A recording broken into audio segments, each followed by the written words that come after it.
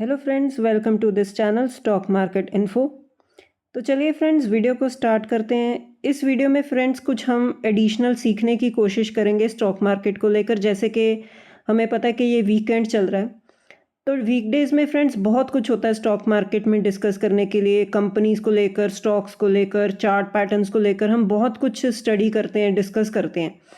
लेकिन वीकेंड पे फ्रेंड्स कुछ ऐसा डिस्कस करते हैं, कुछ ऐसा नॉलेज गेन करते हैं जो स्टॉक मार्केट में लॉन्ग टर्म में हमारे काम आएगा। अगर हम इस थ्योरी को हम स्टॉक्स पर भी लगाएंगे, शेयर्स पर भी लगाएंगे, तब भी काम आएगा आपके लिए। तो इस वीडियो में फ्रेंड्स हम एक कमोडिटी को लेकर डिस्कस करेंगे। जैसे कि आपको पता ही है फ्रेंड्स कि कमोडिटीज़ बहुत तरीके की होती हैं। जैसे कि गोल्ड, सिल्वर एक कमोडिटी है। मेटल्स को लेकर अगर हम बात करें तो ये भी कमोडिटीज़ होती हैं, जैसे लेड, सिल्वर, एल्युमिनियम, जिंक, ये सब कमोडिटीज़ होती हैं। ऐसे ही क्रूड ऑयल, ये भी एक कमोडिटी है। एग्रीकल्चर जो सेक्टर में आती हैं चीज़ें, वो भी कमोडिटीज़ होती हैं। तो इस वीडियो में फ्रेंड हम एक कमोडिटी को लेकर डिस्कशन करेंगे, वो है क्रूड ऑयल। अब क्रूड ऑयल को फ्रेंड क्यों डिस्कस कर रहे हैं? क्योंकि रिसेंटली फ्रेंड्स हमने बहुत बार क्रूड ऑयल को डिस्कस किया है। क्यों किया है?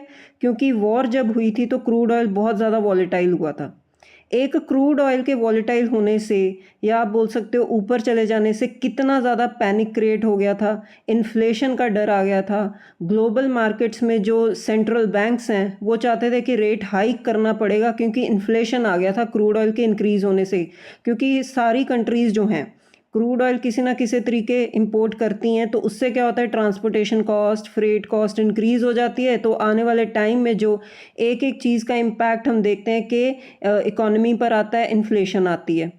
तो इसलिए फ्रेंड्स अब इस वीडियो में हम इस कमोडिटी को क्यों डिस्कस करेंगे, क्योंकि जो जो क्रूड ऑयल के इंक्रीज़ होने का जो पैनिक आया ना, अब उससे हर इकोनॉमी ने ना कुछ लेसन गेन किया है।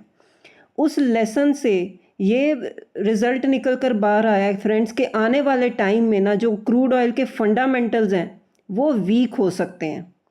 कैसे? जैसे कि क्रूड ऑयल अब तेज़ होगा ना, तो इसीलिए होगा क्योंकि कहीं पे वॉर हो रही है, कहीं पे कुछ ऐसी हलचल हो रही है मिडल ईस्ट में, तो क्रूड ऑयल इंक्रीज़ हो जाया करेगा। तो क्रूड ऑयल डिक्रीज़ कब होगा? जब वॉर की सिचुएशन ठीक हो रही है, सब कुछ नॉर्मल हो रहा है, तो क्रूड ऑयल नीचे आ जाया करेगा। क्रूड ऑयल के ऊपर या नीचे जाने के सिर्फ यही एक रीजंस बच गए हैं। लेकिन अगर हम फंडामेंटल्स देखें फ्रेंड्स क्रूड ऑयल के, वो वीक होते जा रहे हैं। फंडामेंटल्स जैसे फ्रेंड्स के डिमांड सप्लाई इक्वेशन।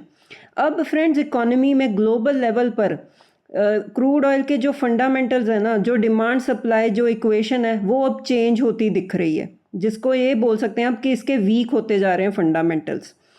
तो क्यों फ्रेंड्स? क्योंकि वॉर के बाद ना अब हर इकोनॉमी ने एक लेसन गेन कर लिया है कि ये सिचुएशन अब कभी भी हो सकती है।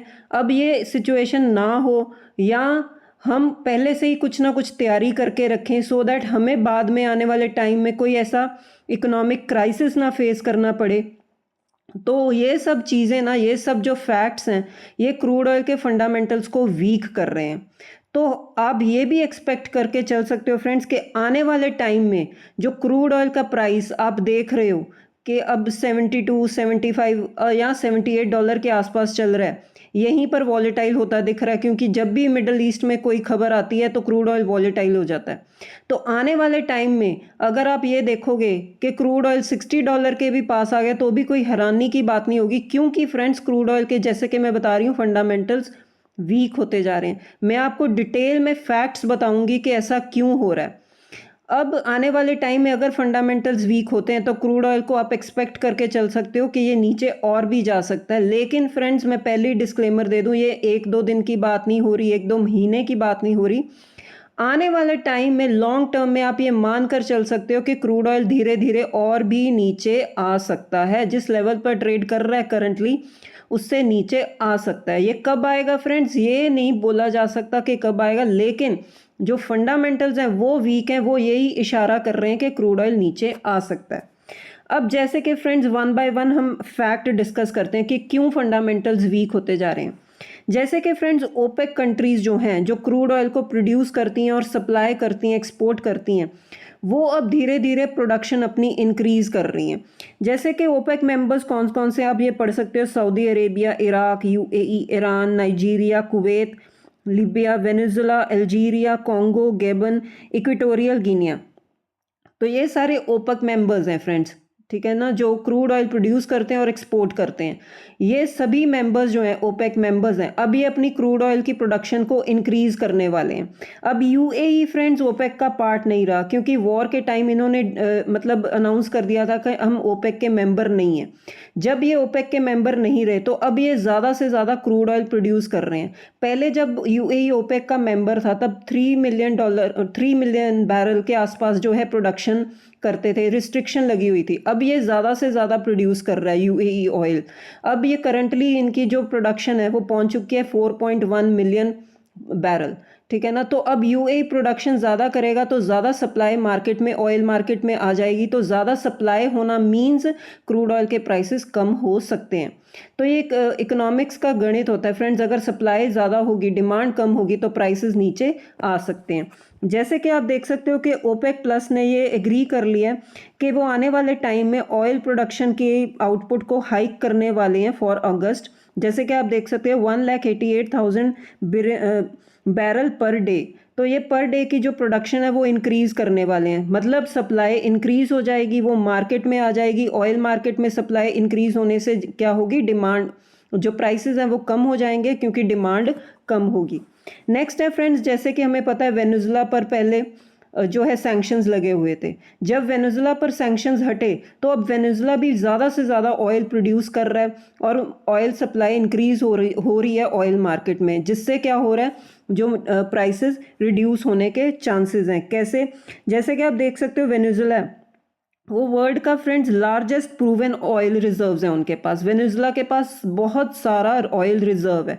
अब ये भी जब ऑयल जो है मार्केट में आ जाएगा तो आप रफली एस्टिमेट कर सकते हो उनके पास है 300 बिलियन बैरल्स का जो है ऑयल रिजर्व्स हैं। अब ये डेली जो क्या रहे हैं, इनका जो एक्सपोर्ट भी है वो भी इंक्रीज हो चुके हैं, 7 ईयर हाई तक आ चुके हैं, 1.25 मिलियन बैरल्स पर डे, क्योंकि पहले सैंक्शंस लगे हुए थे, अब सैंक्शंस हट चुके हैं, अब ये प्रोडक्शन इंक्रीज कर रहे हैं, सप्लाई इंक्रीज हो रही है, तो डिमांड कम है और आने वाले टाइम में फिर प्राइसेस कम हो चुके हैं। और वेनेजुला से सबसे ज़्यादा ऑयल खरीद कौन रहा है, यूएस, इंडिया एंड यूरोप, क्योंकि जब ये सिचुएशन वॉर वाली हुई थी तो बाकी कंट्रीज़ ने क्या किया था, डाइवर्सिफाई कर लिए थे अपने जो सोर्सेज हैं। इंडिया ने भी फिर वेनेजुला से लेना शुरू कर दिया क्योंकि सैंक्शंस हट चुके थे। यूएस से हमने ज़्यादा से ज़्यादा ऑयल लेना शुरू कर दिया। तो ये कुछ रीजंस बन गए फ्रेंड्स कि ऑयल की जब सप्लाई इंक्रीज होगी और प्राइसेस कम होंगे। नेक्स्ट रीज़न है फ्रेंड्स अमेरिका। अब अमेरिका भी फ्रेंड्स ऑयल प्रोड्यूस करता है, जो उनकी ऑयल कंपनीज हैं, अब ट्रंप ने उनको ऑर्डर दे दिया कि आप ज़्यादा से ज़्यादा ऑयल प्रोड्यूस करो। और वॉर के टाइम फ्रेंड्स जो अमेरिका ये वन ऑफ द कंट्री है जिसने लार्जेस्ट जो है पैसा छापा है, प्रॉफिट्स अर्न किए हैं ऑयल की ज़्यादा प्रोडक्शन करके, क्योंकि हॉर्मोज बंद था, ईरान का जो है ऑयल मार्केट में आ नहीं रहा था, इसीलिए जो अमेरिका का ऑयल है वो मार्केट में आ गया, ऑयल मार्केट में आ गया। ऑयल जो कंपनीज है अमेरिका की, इन्होंने बहुत सारा जो है पैसा अर्न किया है ऑयल बेचकर। तो अब ट्रंप ने इनको जो है ऑर्डर्स दे दिए कि आप ज़्यादा से ज़्यादा ऑयल प्रोड्यूस करो और मार्केट में सप्लाई छोड़ो। तो इससे क्या होगा फ्रेंड्स, अगेन सप्लाई ज़्यादा होगी, प्राइस कम हो सकते हैं। नेक्स्ट रीज़न है friends, one of the strongest reason China. अब चाइना कैसे मतलब ऑयल प्राइसेस को कम कर सकता है, क्योंकि फ्रेंड्स चाइना के पास है बहुत ज़्यादा ऑयल रिजर्व्स। चाइना भी friends one of the largest importer है ऑफ क्रूड ऑयल। लेकिन फ्रेंड्स वॉर के टाइम जो है ना, जो हम क्रूड ऑयल देख रहे थे $120 के आसपास चले गए थे, वो 200 तक जा सकते थे। लेकिन क्यों नहीं गए, क्योंकि चाइना के पास बहुत ज़्यादा ऑयल रिजर्व्स हैं। चाइना ने उन ऑयल रिजर्व्स को यूज़ किया, चाइना की तरफ से डिमांड कम थी, इसीलिए ऑयल जो है 120 के आसपास ही जाकर रुक गया, उसके बाद नीचे आ गया। तो चाइना के पास इतने ज़्यादा ऑयल रिजर्व्स हैं आने वाले टाइम में कि डिमांड चाइना के तरफ से कम रहेगी, इसीलिए हम देख सकते हैं कि जो ऑयल के प्राइसेस है वो रिड्यूस हो सकते हैं, क्योंकि चाइना भी बहुत बड़ी कंट्री है ऑयल को लेकर। और सबसे बड़ी बात फ्रेंड्स, चाइना ने इलेक्ट्रिफिकेशन में बहुत तेज़ी से काम किया पिछले 5-6 साल में। रफली अगर आपको एक एग्जांपल दे दूं कि अगर चाइना के सड़कों पर 100 गाड़ियां चल रही हैं ना, उसमें से 50 जो हैं वो इलेक्ट्रिक कार्स हैं। तो इलेक्ट्रिफिकेशन की तरफ इतना काम किया कि उनकी क्रूड ऑयल पर डिपेंडेंसी जो है वो कम हो चुकी है। वो कम ऑयल इंपोर्ट करेंगे क्योंकि उन्होंने ज़्यादा से ज़्यादा जो है ट्रांसपोर्टेशन के लिए क्रूड ऑयल इंपोर्ट करना बंद कर दिया, क्योंकि वो इलेक्ट्रिक कार्स यूज़ कर रहे हैं, इलेक्ट्रिफिकेशन की तरफ शिफ्ट हो गए। तो ये रीज़न बन गया फ्रेंड्स कि ऑयल की डिमांड जो है वो कम हो गई और सप्लाई ज़्यादा हो गई और क्रूड ऑयल जो है नीचे आ गया, और उसके प्राइसेस और भी नीचे आ सकते हैं क्योंकि चाइना ने बहुत बड़े रिजर्व्स क्रिएट किए हुए हैं। नेक्स्ट रीज़न है फ्रेंड्स, रशियन ऑयल भी मार्केट में जो है सप्लाई, रशिया भी ऑयल की सप्लाई छोड़ रहा है मार्केट में। पहले इन पर भी सैंक्शंस लगे हुए थे, अब इन पर भी जब सैंक्शंस हटे हैं तो रशिया का भी बहुत ज़्यादा ऑयल मार्केट में आ रहा है, सप्लाई इंक्रीज़ हो रही है, ओपेक मेंबर्स की सप्लाई इंक्रीज़ हो रही है। तो इसी वजह से हम देख रहे हैं कि डिमांड कम है लेकिन सप्लाई ज़्यादा है ऑयल की, तो प्राइसेस नीचे आ गए। नेक्स्ट है फ्रेंड्स, अब बाकी कंट्रीज़ ने डाइवर्सिफाई कर दिए अपने ऑयल के रूट्स। पहले जो ज़्यादा से ज़्यादा हॉर्मोज से आता था, मिडिल ईस्ट से आता था, वो अब डाइवर्सिफाई हो गए रूट्स, क्योंकि अब सबने सीख लिया कि अब मतलब एक ही जगह पर डिपेंडेंसी नहीं होनी चाहिए, क्योंकि अगर क्राइसिस हुआ, कल को सिचुएशन एबनॉर्मल हो गई तो कल को प्रॉब्लम आ सकती है। तो हमने भी एज इंडियन इकॉनमी भी हम बात करें तो हमने भी काफ़ी तरह से अपने ऑयल के जो है इंपोर्ट्स को डाइवर्सिफाई कर लिया। जैसे हम वेनेजुला से अब ले रहे हैं, यूएस से ले रहे हैं, रशिया से तो ले ही रहे थे, जैसे वेनेजुला से अब ज़्यादा से ज़्यादा ले रहे हैं, तो यूए से भी ज़्यादा ले रहे हैं। तो इससे क्या हो गया कि डाइवर्सिफाई हो गए रिसोर्सेज, तो एक ही जगह पर डिपेंडेंसी कम हो गई। नेक्स्ट है फ्रेंड्स, अब इंडिया भी जैसे इलेक्ट्रिक कार्स की तरफ शिफ्ट हो रहा है, दिल्ली की ईवी पॉलिसी आ चुकी है, धीरे धीरे हम जो गवर्नमेंट है वो शिफ्ट हो रही है, वो मतलब अवेयरनेस इंक्रीज कर रही है कि इलेक्ट्रिक कार्स, कमर्शियल व्हीकल्स में इलेक्ट्रिफिकेशन होनी चाहिए, flex fuel vehicles, ethanol blended fuel को प्रमोट कर रहे हैं। तो इन चीज़ों से क्या होगा फ्रेंड्स, आने वाले टाइम में ना हमारी क्रूड ऑयल पर डिपेंडेंसी कम होगी, डिमांड कम होगी, लेकिन सप्लाई छोड़ी जा रही है मार्केट में, तो आने वाले टाइम में क्रूड ऑयल के प्राइसेस कम हो जाएंगे। नेक्स्ट है फ्रेंड्स, अब इंडिया ने भी फ्रेंड्स डिसाइड किया कि हम ज़्यादा से ज़्यादा ऑयल रिजर्व्स को क्रिएट करेंगे, ताकि जैसे हमारे पास रफली अब 60 टू मतलब रफली 40 टू 60 डेज़ का रिजर्व्स होते हैं ऑयल के, अब इसको बढ़ाना शुरू कर रहे हैं। इंडियन इकॉनमी सोच रही है कि इसको इंक्रीज़ किया जाए, ज़्यादा से ज़्यादा रिजर्व्स को रखा जाए अपने पास, ताकि कल आने वाले टाइम में जब ऐसी कोई जब भी सिचुएशन हो हम रिजर्व्स को यूज़ करें। इसके लिए हम यूएई से हम पार्टनरशिप की है ताकि हम रिजर्व्स को क्रिएट कर सकें, क्योंकि यूएई ओपेक का मेंबर नहीं है, वो ज़्यादा से ज़्यादा सप्लाई कर सकता है ऑयल की। तो ये कुछ फैक्टर्स बन गए फ्रेंड्स, जो रीज़न बन गए जिसकी वजह से हम देख रहे हैं कि जो ऑयल के फंडामेंटल्स है ना वो वीक होते जा रहे हैं, क्योंकि सप्लाई ज़्यादा अब करने के लिए तैयारी है। हर कंट्री जो ऑयल प्रोड्यूस करती है वो सप्लाई ज़्यादा से ज़्यादा करना चाहती है, लेकिन डिमांड आने वाले टाइम में कम हो सकती है क्योंकि इलेक्ट्रिफिकेशन हो रही है, रिजर्व्स क्रिएट हो रहे हैं, तो ये डाइवर्सिफिकेशन हो रही है। तो ये कुछ रीजंस है फ्रेंड्स के आने वाले टाइम में जो क्रूड ऑयल है हम देखेंगे कि और भी कम हो सकता है। ये कब होगा ये फिक्स नहीं होता फ्रेंड्स, लेकिन जो मैंने आपको ये हम पॉइंट्स डिस्कस किए, इसकी ये जो फैक्ट्स हैं ये इसी तरफ इशारा कर रहे हैं कि ऑयल के अब फंडामेंटल्स वीक हो रहे हैं, अब इसका तेज़ होना ज़्यादा से ज़्यादा मुश्किल लग रहा है। अब कोई वॉर वाली न्यूज़ आ जाए तब भी तेज़ होगा, या वॉर सिचुएशन ठीक होगी तब कम हो जाएगा।